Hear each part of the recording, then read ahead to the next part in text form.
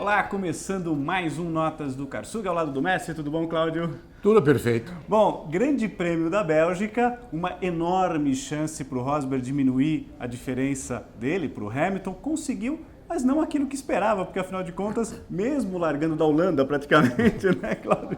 O Hamilton largando na última fila, em penúltimo lugar, ainda conseguiu abocanhar um lugarzinho no pódio, até porque aquela primeira curva ali, eu até brincava com o Cláudio antes, aquela máxima da Fórmula 1, né, pessoal? Corrida não se ganha na primeira curva, mas se perde. 3 carros se enroscaram, o Hamilton teve uma vida facilitada e fez aquilo que podia também, né? Sim, eu acho que foi um grande resultado para o Hamilton. O Hamilton sai de Spa com 9 pontos de vantagem no campeonato. Muito mais do que isso, ele sai com um motor que só tem uma corrida e outro motor 0 km. Zeradinho. Então ele está absolutamente tranquilo até o final do campeonato. E nesse ponto, quem não deve estar totalmente tranquilo é o Rosberg, que pode eventualmente vir a ter um problema parecido com um dos muitos que o Hamilton teve ao longo do campeonato. E que, aliás, ensejaram no ambiente cheio de suspeitas, como é a Fórmula 1, as histórias mais incríveis de boicote, absolutamente fora de lugar. Mas a corrida foi muito bonita e Spa realmente é um dos circuitos melhores para ter uma boa corrida. Mesmo sem chuva, né? Porque às vezes chove, dá mais emoção, né? Não, mesmo sem chuva, felizmente ainda não conseguiram estragar o traçado, então é uma corrida realmente, como alguns pilotos diziam, para homens e não para garotos. E falando em garotos, o Verstappen ainda é garoto. Eu revi, sob todos os ângulos, aquela primeira batida tríplice, ele arriscou demais. Tá certo que o Vettel também errou. Eu, se fosse os comissários, pegava os dois e mandava um drive-thru para os dois para aprenderem que não é assim que se faz. E fiquei com muita dó do Raikkonen, coitado. O Raikkonen me lembrou uma fatia de presunto no meio do sanduíche. Tinha que fazer. Ali, né? Espremido de um lado, espremido do outro. A culpa do Verstappen é maior que a culpa do Vettel. Eu diria 70% do Verstappen, 30% do Vettel. Verstappen, inclusive, que tinha largado mal. Se ele tivesse largado bem, não tinha não provocaria problema aquilo, né? Exato. Mas mais grave, na minha opinião, e esse realmente mereceria um bom puxão de orelhas por parte dos comissários, foi aquela brecada dele quando o Raikkonen estava para superá-lo. Aquilo podia ensejar um acidente de proporções absolutamente imprevisíveis. Tanto o Raikkonen, que geralmente é um cara tranquilo, sossegado, ficou louco da vida, começou a xingar e tal, e ainda nas declarações pós-corrida ele foi muito severo. Enquanto o Vettel tomou uma outra posição, que me parece também uma posição correta, uma posição de quem tem autoridade moral para isso, eu falei, não, eu não vou falar nada, mas eu quero sentar com o Verstappen, conversar com ele. Ter um papo, um tete-a-tete, né, Cláudio? Tete-a-tete, um papo. Ele não falou isso, mas provavelmente é para mostrar para ele que o fato de ser corajoso, audaz, tudo bem, mas tudo tem limite porque ele pode se machucar seriamente e pode machucar os demais. E amanhã você pega uma dividida daquela, uma pessoa, sei lá, um piloto, sei lá, o Grosjean, primeira fase. Pois é. Os dois... Hoje ele está mais tranquilo, mas no comecinho era mais difícil, exato. né? Os dois vão para o beleléu e sabe lá o que pode acontecer, e seria realmente uma pena. Agora, eu entendo que isso foi fruto, tanto para o Verstappen como para o Vettel, da carga psicológica excessiva. O Verstappen, que todo mundo endeusou, estava correndo em casa. Grande novidade, né, de nome da Fórmula 1 nos últimos anos. Exato. Né, a mãe dele é belga, então ele estava praticamente em casa. E o Vettel que estava sentindo o Raikkonen melhor do que ele. Aquela pressão interna, né? A pressão interna. O que também não é novidade, porque o Raikkonen sempre anda muito bem lá em Spa. Então, ele podia ter previsto. Então, os dois acho que foram um pouco tomados por essa pressão psicológica, e isso é a coisa pior que pode ter para um piloto numa competição de alto nível. Pelo resto... Boa prova do Ricciardo, né? Com a Red Bull, né, Uma Cláudio? bela prova do Ricciardo.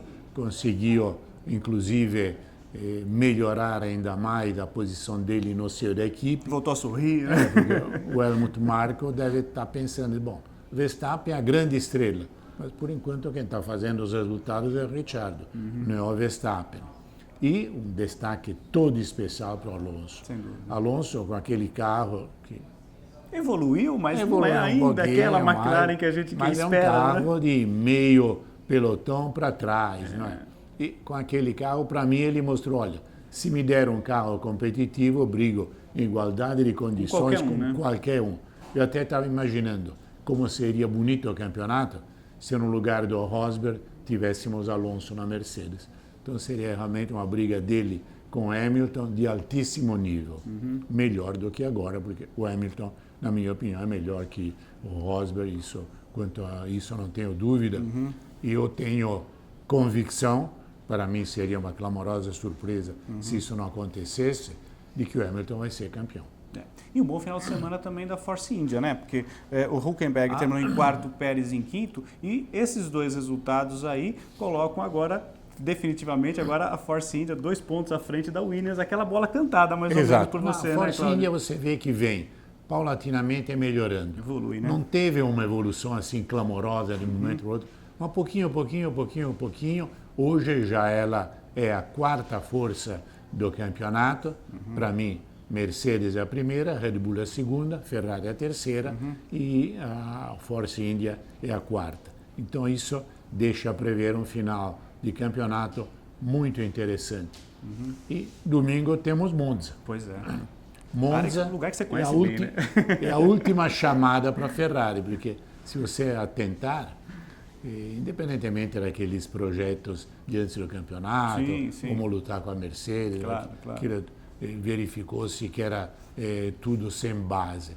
Mas agora, 4 grandes prêmios, a Ferrari não consegue subir ao pódio. Se você imaginar Monza, um pódio sem a Ferrari, as tribunas vêm abaixo de vaias e de xingamentos. Isso eu já vi isso várias vezes. E não será uma novidade se acontecer novamente. Então, corrida para redenção, né? Para dar um alento não legal. Não digo ganhar, porque ganhar é impossível, mas pelo menos o pódio. Certo. Porque, e na Itália, assim, né? Se tiver um piloto, não é o caso hoje, né? Mas já tivemos até piloto italiano por outra equipe e o pessoal torce pelo carro, né? Sim, você já viu claro, isso, né, Cláudio? Claro. Isso não é uma novidade, não né? É uma novidade nenhuma. Na Itália é Ferrari. Seja quem for o piloto, seja quem for o piloto adversário. Dele. Pode ser o Zé das Onças, mas subiu na Ferrari. O que importa é o carro vermelho estar na frente, Exato. Né, Cláudio? Bom, vamos às notas, Cláudio? Eu acho que tivemos 2 grandes destaques, não sei, a princípio eu penso no Hamilton e no Alonso. São esses os teus favoritos também para as melhores notas? Eu dou nota 10 para os dois, porque realmente, inclusive o que eu apreciei, no Alonso, é escusado dizer, ele mostrou, olha, eu estou aqui, me dê um carro que eu ainda consigo. E será uma pena se, como alguns dizem, no fim do campeonato ele resolveu abandonar a Fórmula 1, que acho que ele ainda tem possibilidade, num carro competitivo, de ser um protagonista. Merece um título, um terceiro título, né? Ele tem cacife para isso, né, Cláudio? Sem dúvida ele merece. E Hamilton, que conseguiu se segurar de certa forma e não querer arriscar mais daquilo que era normal arriscar e que sai de lá como o grande vencedor. Sem dúvida. E tivemos um acidente grande, né? A batida do Magnussen, né? Machucou até o tornozelo, deve passar por uma avaliação, como é de praxe, né, Cláudio? Sim, para ver se corre em Monza e tal. Saiu mantendo ele deu um pouquinho, sorte. porque não bateu de frente, conseguiu ainda aliviar um pouco a pancada, Exato. bater mais lateralmente, mas destruiu bastante o carro da Renault, né? Não, ele deu sorte nesse sentido. Não sei se vai correr em Monza, acho que sim, porque praticamente só machucou o tornozelo. Acho que a comissão médica vai dar ok, ele vai poder se apresentar. Mas que deve ter levado um baita susto, isso não tem dúvida nenhuma. E bater daquele jeito em Spa é uma daquelas pistas ainda que se teme um pouquinho, né, Cláudio? Porque curvas muito rápidas, é uma pista relativamente estreita em alguns trechos, né? Não tem aquelas áreas de escape que o tio que fez, né, na Fórmula 1, né, Cláudio? Não é um videogame, é uma pista realmente. Como você Fórmula falou, 1. Que separa os homens dos meninos. Né? Exato. Agora, eu queria fazer uma última observação. Claro. Eu não sei se ficando velho eu estou ficando ranzinza, mas cada vez mais os regulamentos da FIA me deixam louco da vida. Veja você, qual é o sentido de você penalizar o Hamilton em 30 lugares, o Alonso em 35, quer dizer, talvez ele tenha que largar de Barcelona. Quando você tem 20 carros, portanto, uma jogada de mestre da Mercedes é aproveitar e trocar 2 motores. Num circuito que sabia que podia recuperar posições. Exato.